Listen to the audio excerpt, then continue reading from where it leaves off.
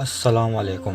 ایک دفعہ کا واقعہ ہے کہ سرکار غوث اعظم رحمۃ اللہ علیہ اپنی خانقاہ میں بیٹھے ہوئے تھے، تب ہی دوڑتا ہوا آپ کا ایک مرید آپ کے پاس آیا اور آنے کے بعد عرض کی، سرکار رحمۃ اللہ علیہ میں برباد ہو گیا ہوں، میں تباہ ہو گیا ہوں۔ سرکار غوث اعظم رحمۃ اللہ علیہ نے فرمایا کہ بتاؤ بات کیا ہے، تمہارے اوپر کون سی مصیبتوں کا پہاڑ ٹوٹ پڑا ہے؟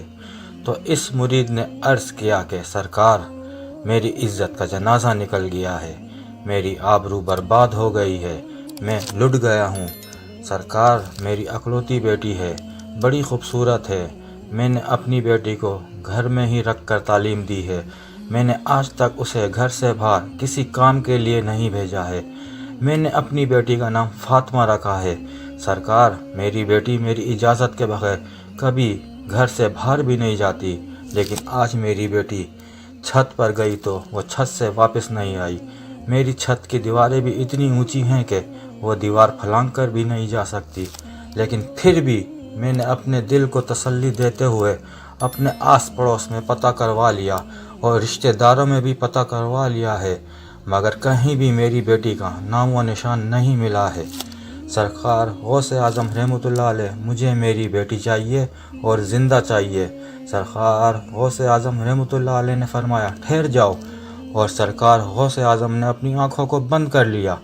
چند ہی لمحوں کے بعد آنکھیں کھولی اور اپنے اس مرید سے فرماتے ہیں، اپنے دل کی بےتابی کو دور کر دو، تمہاری بیٹی آج ہی ملے گی اور زندہ ملے گی اور پوری عزت کے ساتھ ملے گی۔ پھر سرکار غوث اعظم رحمۃ اللہ علیہ نے فرمایا، اے میرے مرید، کیا تم جانتے ہو کرب کے ویرانے کو؟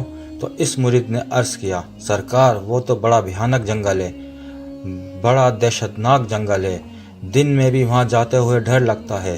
تو حضور غوث اعظم رحمۃ اللہ علیہ نے فرمایا کہ تم کرب کے ویرانے میں چلے جاؤ، پہلا قلعہ چھوڑ دینا، دوسرا قلعہ بھی چھوڑ دینا اور تیسرے قلعے کی چوٹی پر بیٹھ جاؤ، وہاں جا کر میرا نام لینا اور پڑھ کر اپنی انگلی پر دم کر لینا اور اپنے چاروں طرف ایک لکیر کھینچ لینا۔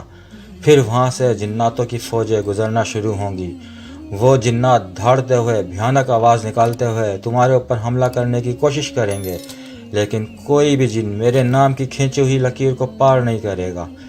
جب وہ تمام جنات کی فوج چلی جائے گی تو آخر میں شہنشاہ جنات کی سواری آئے گی، اور وہ شہنشاہ جنات اتنا طاقتور ہے کہ وہ بڑے بڑے پہاڑوں اور درختوں کو اکھاڑ سکتا ہے، وہ سب کام تو کر سکتا ہے، لیکن میرے نام کی کھینچی ہوئی لکیر کو وہ بھی پار نہیں کر سکتا۔ پھر وہ شہنشاہ جنات آپ سے پوچھے گا، پھر آپ اس کو اپنی پوری داستان بتا دینا کہ میں حضور غوث اعظم رحمۃ اللہ علیہ کا مرید ہوں، انہی کا بھیجا ہوا ہوں، مجھے میری بیٹی آج ہی چاہیے اور زندہ چاہیے اور عزت کے ساتھ چاہیے۔ اگر میری بیٹی کو کچھ ہوا تو میرے پیر کے قہر سے پوری قوم جنات کو کوئی نہیں بچا سکے گا۔ حضور غوث اعظم کا یہ مرید کرب کے ویرانے کی طرف چل دیتا ہے۔ 2 قلعے چھوڑنے کے بعد تیسرے قلعے پہ بیٹھ جاتا ہے۔ کرب کے ویرانے پہ جا کر حضور غوث اعظم کا نام لے کر اپنی انگلی پر دم کرتا ہے اور چاروں طرف لکیر کھینچ کر بیٹھ جاتا ہے۔ جنات کی فوج گزرنا شروع ہو جاتی ہے، بڑے بڑے خطرناک جن گزرتے ہیں اور اس پر ہر طرف سے حملہ کرتے ہیں، لیکن سرکار غوث اعظم رحمۃ اللہ علیہ کے نام پر کھینچی ہوئی لکیر کو جب وہ چھوتے ہیں تو اس سے ٹکرا کر بھاگ جاتے ہیں۔ سارے جنات کی فوج چلی جاتی ہے، آخر میں شہنشاہ جنات کی سواری آتی ہے، وہ اپنی پوری شان و شوکت کے ساتھ آتا ہے۔ جب اس نے راستے میں ایک انسان کو بیٹھا ہوا دیکھا تو شیر کی طرح دھاڑتا ہوا اور ہاتھی کی طرح چنگھاڑتا ہوا اپنی پوری قوت کے ساتھ اس مرید پر حملہ کرنے کے لیے لپکا، لیکن جیسے ہی حضور غوث اعظم رحمۃ اللہ علیہ کے نام پر کھینچی ہوئی لکیر سے ٹکرایا، وہیں پر گھٹنے ٹیک کر بیٹھ گیا اور اس سے پوچھتا ہے کہ تم کون ہو اور کہاں سے آئے ہو، بات کیا ہے؟ حضور غوث اعظم رحمۃ اللہ علیہ کے مرید نے اپنا پورا مقدمہ پیش کیا، اے جنات کے بادشاہ، میں حضور غوث اعظم کا مرید ہوں، میری لڑکی چھت پر گئی تھی اور وہاں سے میری بیٹی غائب ہو گئی، کوئی جن اس کو اٹھا کر لے گیا ہے، مجھے میری لڑکی آج ہی چاہیے اور زندہ چاہیے اور عزت کے ساتھ چاہیے۔ جب شہنشاہ جنات نے حضور غوث اعظم رحمۃ اللہ علیہ کا نام سنا تو اپنی فوج کو واپس بلایا اور واپس بلانے کے بعد کہا کہ یہ حضور غوث اعظم رحمۃ اللہ کا مرید ہے، اس کی بیٹی غائب ہو گئی ہے، کوئی جن اسے اٹھا کر لے گیا ہے، تم پوری دنیا کے کونے کونے میں پھیل جاؤ، سمندر کی گہرائیوں میں اتر جاؤ، کنویں کی گہرائیوں میں اتر جاؤ، پہاڑوں میں ویرانوں میں تلاش کرو، جنگلوں میں تلاش کرو، آبادی میں تلاش کرو، جیسے بھی ہو اس لڑکی کو لے کر آنا، اور جو جن اس لڑکی کو لے گیا ہے اس کو بھی لے کر آنا۔ پوری جنات کی فوج چل دیتی ہے، مگر شہنشاہ جنات نے پھر ان لوگوں کو واپس بلایا اور بلانے کے بعد کہا کہ آ کر یہ مت کہہ دینا کہ لڑکی ہمیں نہیں ملی ہے، اس لیے کہ اگر لڑکی جنات کے پاس نہ ہوتی تو حضور غوث اعظم رحمۃ اللہ علیہ اپنے مرید کو میرے پاس کبھی نہیں بھیجتے۔ ساری کی ساری جنات کی فوج سمندروں کی تہہ میں، کھنڈروں میں، آبادی میں، ویرانوں میں، جنگلوں میں، پہاڑوں میں لڑکی کو تلاش کرنا شروع کر دیتے ہیں۔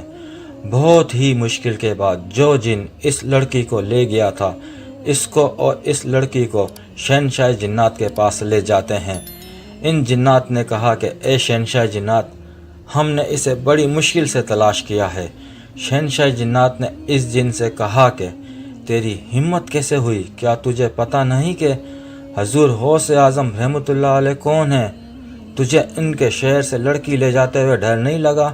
تو جن نے کہا اے شہنشاہ جنات، میری اتنی ہمت تو نہیں تھی، لیکن میں کیا کرتا، میں ہوا میں اڑتا ہوا جا رہا تھا کہ لڑکی اپنے مکان کی چھت پر اس انداز میں کھڑی تھی کہ اس کے بال بکھرے ہوئے تھے، اس کا چہرہ کھلا ہوا تھا اور یہ اپنے ناز و انداز میں کھڑی ہوئی تھی۔ شہنشاہ جنات نے کہا کہ تم نے پوری قوم جنات کو خطرے میں ڈال دیا ہے، اگر شیخ صاحب جلال میں آ جاتے تو پوری قوم جنات کو پوری دنیا کے کسی کونے میں جگہ نہ ملتی۔ اور شہنشاہ جنات نے اتنا کہہ کر ایک جلاد جن کو بلایا اور اس کو حکم دیا، جن کی گردن کو جس نے اس لڑکی کو اٹھایا تھا دھڑ سے الگ کر دو، اس کو قتل کر دو، اور اس لڑکی کو سرکار غوث اعظم رحمۃ اللہ علیہ کے مرید کے حوالے کر کے شہنشاہ جنات نے کہا یہ لو اور شیخ صاحب کی بارگاہ میں میرا سلام عرض کر دینا، اور تمہاری بیٹی آج ہی پوری عزت کے ساتھ تمہیں مل گئی ہے۔ شہنشاہ جنات اتنا کہہ کر چل دیتا ہے۔ سرکار غوث اعظم رحمۃ اللہ علیہ کے مرید نے آواز دی کہ اے شہنشاہ جنات، ذرا میری بات تو سنو۔ تو شہنشاہ جنات نے کہا بولو کیا بات ہے؟ تو سرکار غوث اعظم کے مرید نے کہا کہ بتاؤ تم لوگ بھی سرکار غوث اعظم رحمۃ اللہ علیہ کو مانتے ہو؟ اتنا سننا تھا کہ شہنشاہ جنات نے کہا حضور غوث اعظم رحمۃ اللہ علیہ جیسے انسانوں کے شیخ ہیں وہ جنات کے بھی حاکم ہیں۔ شیخ کی نگاہ جب اٹھ جاتی ہے تو پوری قوم جنات میں زلزلہ آ جاتا ہے۔ شکریہ۔ ویڈیو اچھی لگی ہو تو لائک، شیئر اور سبسکرائب کرنا مت بھولیے گا۔